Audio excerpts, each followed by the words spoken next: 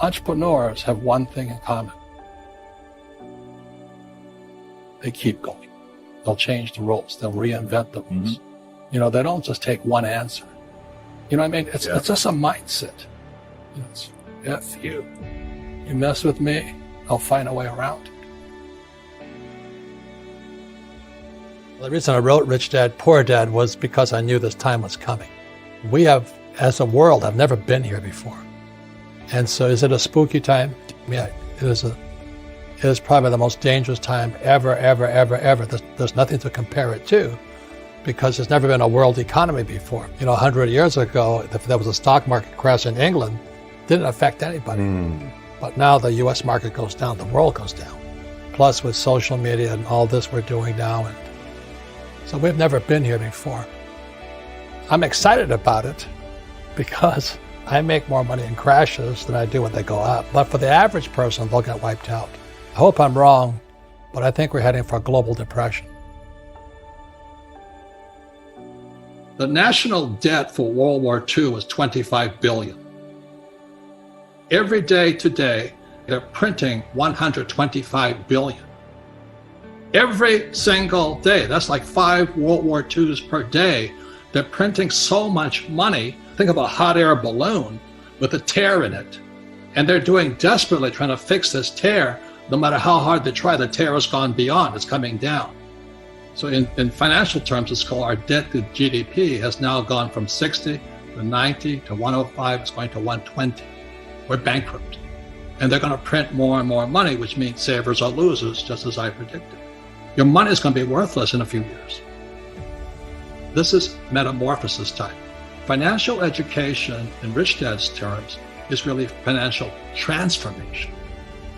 And the definition of metamorphosis is very important. Metamorphosis, the definition is the evolution or the transformation from an immature form to an adult form. Metamorphosis is the same as a caterpillar turning into a butterfly. So everybody listening right now, if you're struggling financially, just think of yourself as a little caterpillar. And this crisis is your cocoon. The question is, what do you emerge as? Do you emerge as a victim? You know, the world did that to me, and the capitalists are crook, and the rich are bastards, and all this stuff? Or do you say, oh, this is the best thing that ever happened to me?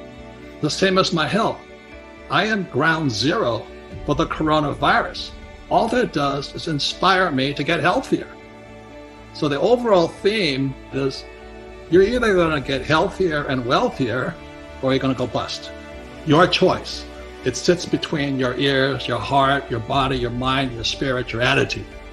This could be the best thing that ever happened to you, physically, mentally, emotionally, spiritually, if you turn out to a butterfly or somebody will step on you like a little worm.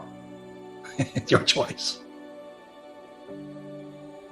We all have an external economy, but we also have an internal economy. And the willpower is to change our internal economy. So for me, I can see the good and I can see the bad. I don't really give a damn because I'm going to be rich anyway.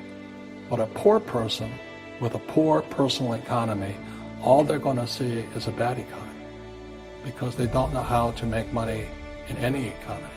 Your economy versus the external economy. Got it. What you control versus what you can't control. I can control. Yeah, it's called an internal focus versus an external focus.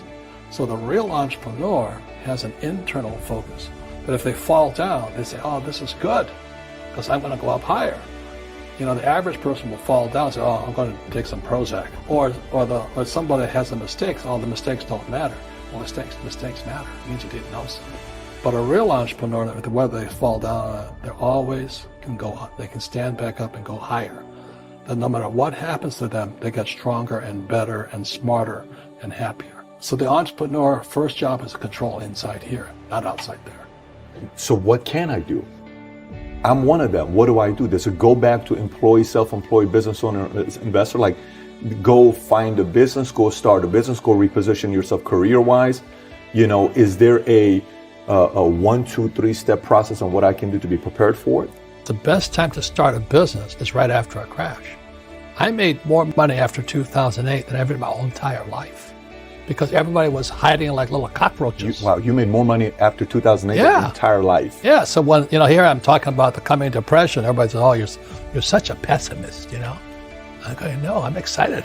All the bargains that are going to be on the street, But everybody else, oh, you're pessimistic. I go, no, I'm actually optimistic. I have a friend in Panama. He has an avocado farm. So he's sitting in Panama growing avocados. He says, because people have to eat. Another friend of mine is growing blueberries. But another friend of mine, he had a big house. His kids all moved out. So he converted the kids' bedrooms into one-bedroom apartments. So he put a kitchen and he put a toilet inside his little bedrooms. And so he now rents out 4 bedrooms. He's making more money today than ever before because a lot of workers commute to Seattle. So they come in on Sunday night, they check out Friday afternoon. Point is, everybody can do something, but you got to figure out what you can do. So that's why lesson number 1 in Rich Dad Poor Dad is the rich don't work for money. What we do instead is we create businesses as entrepreneurs. We acquire real estate. The reason is because as entrepreneurs, I have more control over my income, how much I make, and how much I pay in taxes. And because I'm an entrepreneur as well as an investor in real estate, I pay 0 tax. So every time I make, let's say, $1 million as an entrepreneur, I immediately invested in real estate. I have a 4-to-1 step up. So I put $1 million in real estate, I get $4 million from the bank. That's why I love banks. But the banks are screwing everybody else, terrible. Because when you print, savers get creamed and people who work for it get creamed. When they print, debtors get rich.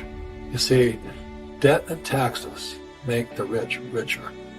And debt and taxes make the poor middle class poorer. My last paycheck, I still remember it clearly. It was one of the worst and the best days of my life. So I got this check and I went, holy mackerel. So I was excited, but I was also disturbed. And so this other guy comes up to me, his name was John. John says to me, he says, you're going to be back. I said, why? He says, because you're going to fail. I looked at him and said, look, few expletive words, because that's what he did. He left Xerox, failed, and he came back. And I said, look, you failed and you came back, but I'm going to fail and I'm never coming back. And that's the attitude. Do you know what I mean? Absolutely. If you say, well, if I fail, I'll go back to mommy and daddy, then that's what you do. So if you fail, that's when I became an entrepreneur because I had no money. I had no money for years. I didn't have a paycheck. But that's what my rich dad encouraged me to do. He says, when you don't have this paycheck, you get hungrier, smarter, and it's a test of your character. Will you become a crook? Will you become dishonest? Will you cheat and steal? Or will you become a better human being? So really, that's the benefit of becoming an entrepreneur, is you really find out who you are when you don't have anything. If you're an entrepreneur and you're going to be a big entrepreneur, leadership skills and communication skills are more important than a law degree. So what you're saying is education, the mindsets can be taught, and if I learn the mindsets, and earlier you talked about, when I asked you a question about can somebody go out there and do something about this, there's got to be desire. But if I feed my mind, I got desire, I have an opportunity to make it as an entrepreneur. Desire and ambition. Sure. That's what it takes. Sure. That's why I say everybody can open a lemonade stand, but very few can get rich from it.